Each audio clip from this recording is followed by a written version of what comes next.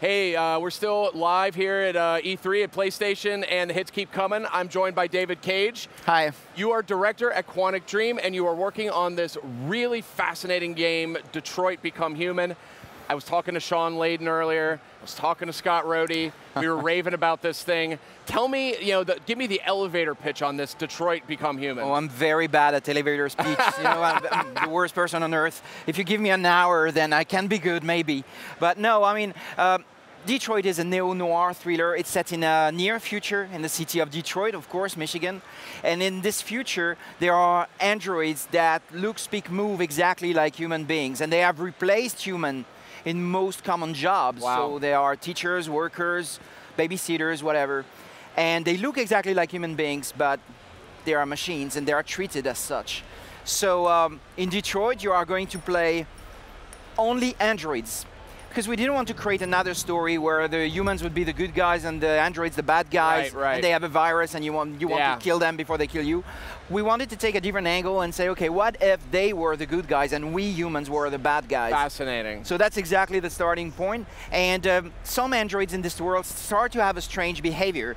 I mean, they start to leave without any reason, or they commit suicide, which is really strange for a machine, of course. And some of them, few of them, start to have an aggressive behavior against humans. So there's obviously something wrong with them, but we don't know what. And that's really the starting point of the story.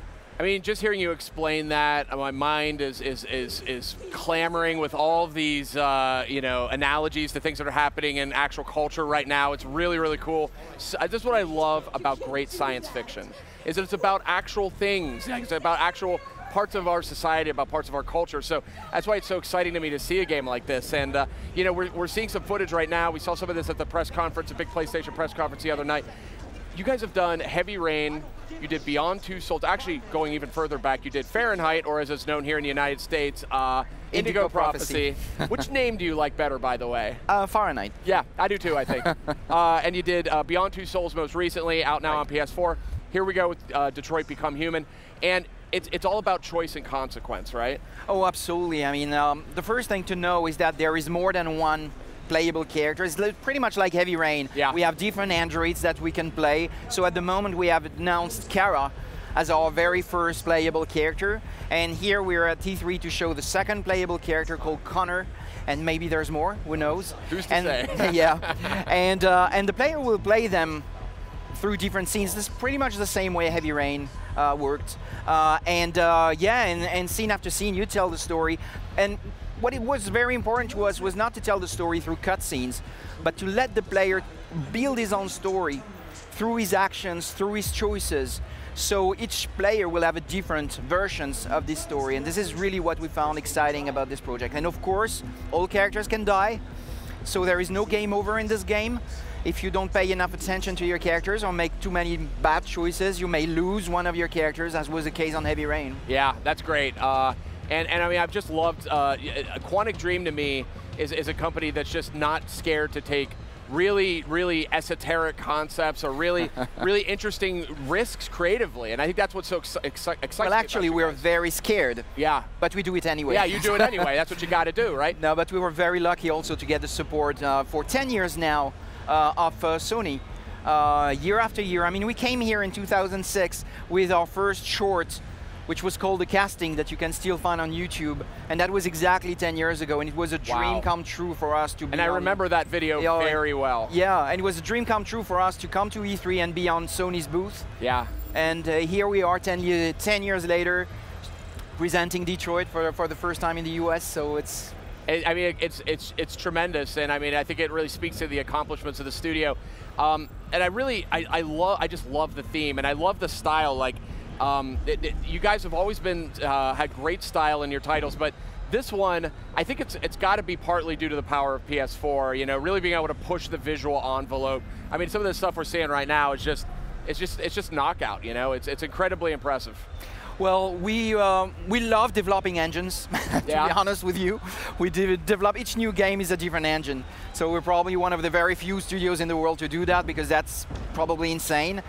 But with Detroit, we wanted a very specific look. Yeah. And we wanted to develop the sense of cinematography in the engine. So we needed to develop some specific features about the lighting, What we call physically based shaders is the fact that all the materials react correctly to the light.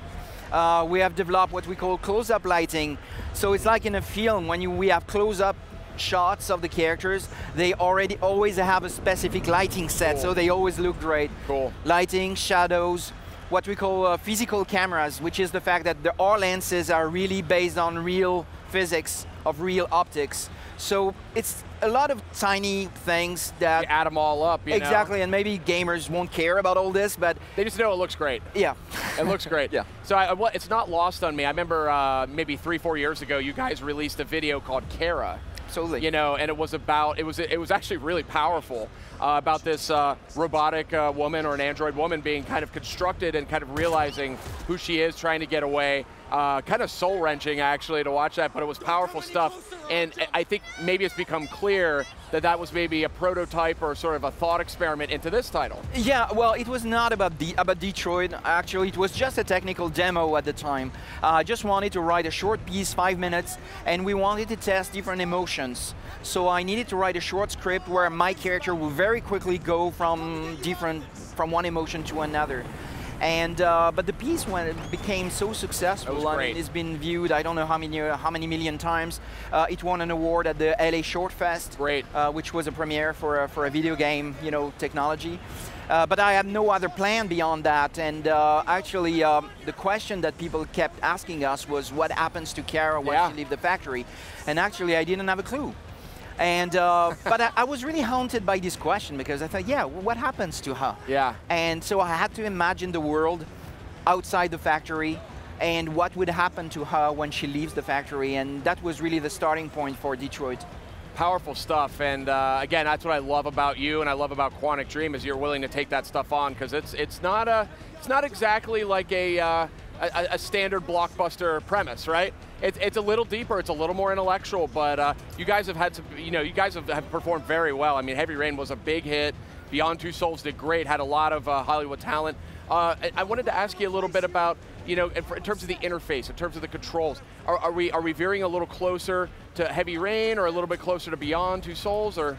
Well, you know, game after game, we try different things. So we try different interfaces, and we always try to see how we can improve the way we tell stories through gameplay. Sure. And here, I would say, no, it's a more traditional interface. We want a very simple, classic interface, because we want the challenge to be in the mind of the player and not necessarily just on his thumbs. Sure, yeah. So you navigate, you explore this environment, because I know that when we present our games, the first thing people ask is, okay, I get the story, it looks great, but how does it play? What is there to play? Is there just a series of cutscenes? No, I mean, game after game, we try to explain that, no, you're in control of the character, you really decide what you want to do, you interact with your environment, you interact with the other characters, and your decisions shape the story. And what we want to do with this game is really the most bending experience, the most branching experience we've ever created. And really, again, letting the player tell his own stories through his interactions. So one of the big themes coming out of this PlayStation's press conference and E3 in general is the rise of VR. And VR is, you know, becoming bigger and bigger and bigger. I can only imagine for somebody like you, you're really invested in storytelling, you love sort of interactive storytelling. VR must be very interesting to you. I mean, what are your thoughts about it? It is very interesting. It's, you know, to be honest with you, when I first heard about it, I was kind of skeptical. Like, okay, we had 3D before, you know, and it didn't make it, and we had different ideas like this that never came together, really. And is VR just another of them? And then I tested the system, and I was really surprised by especially the sense of presence that you have, which is totally new in our world, because suddenly you are in front of someone, and this person is in front of you. And your body begins to almost react to that. Absolutely. Yeah. And that's so fascinating, and it's definitely very inspiring. I think it's not just a system on which you can just port existing games and say, look, this is the VR version. I think you really need to design for VR and maybe find new answers, maybe invent new things, because the system itself is so powerful and so different that you need to come up with new ideas in order to really use it. Yeah, it's exciting stuff, and we've got some, you know, we're getting some of the big IPs are sort of jumping in. You've got Batman, you know, we've got Star Wars. So, I mean, I feel like that was one of the big stories to come out of this E3 is really VR is here, and it's becoming more and more legitimized every day, thanks to great creators working on it. I think the other story to come out of E3, at least for me, is the rise of narrative, or maybe the second rise of narrative, because, I mean, I think this was really evident in PlayStation's press conference. I mean, God of War looked fantastic, and I mean, it was this side of that universe we've never seen before. You know, we obviously have Detroit, Become Human, what you're working on, looks sensational. It really got a rise out of people. And I mean, it was just game after game after game, really felt like they wanted to tell a deeper story. I mean, what are your thoughts on that? Oh, I totally agree. I mean, this is something we believed in, well, years and years ago. And we were a little bit alone when we started talking about all this, even around Indigo Prophecy time, you know, saying, you know, maybe storytelling can be a great addition to existing games, and maybe emotion is a great thing in games too. And some people laughed at us at the time, but today the situation has changed, and not because of us, just because it's a natural evolution of the industry. Storytelling is great. It makes people get involved, interested from the first second to the last second, and I think any type of game can benefit from a good and solid story and good characters. So yeah, I'm really happy, really glad to see all this coming together and more games having better and better stories. That's great, and I've got to ask you, I'd be remiss to not ask you this while I've got you here. Is there a game, is there a story from a game in the last, you know, maybe few years that you've played that you're like, that is a killer story, that's a wonderful story? I'd be curious. Oh, yeah, of course. I mean, I'm a big fan of Fumeto Ueda, and he's the creator of Ico and Shadow of the Colossus and The Last Guardian. And I really like this guy because I think he has a sense of poetry and a sense of storytelling that is very different from what I'm doing. Sure. But he manages to tell very interesting and deep and emotional stories, and in Shadow of the Colossus and Ico, without any dialogue, which is something absolutely amazing. But there are many great stories. I loved Two Brothers.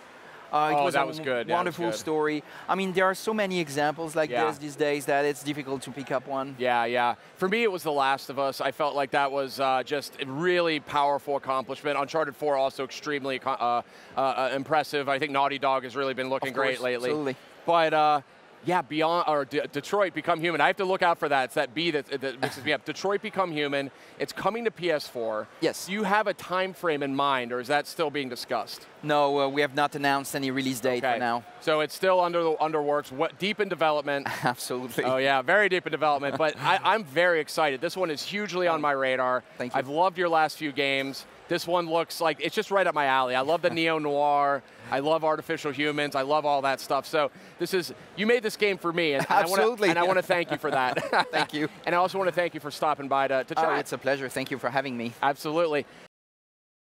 PlayStation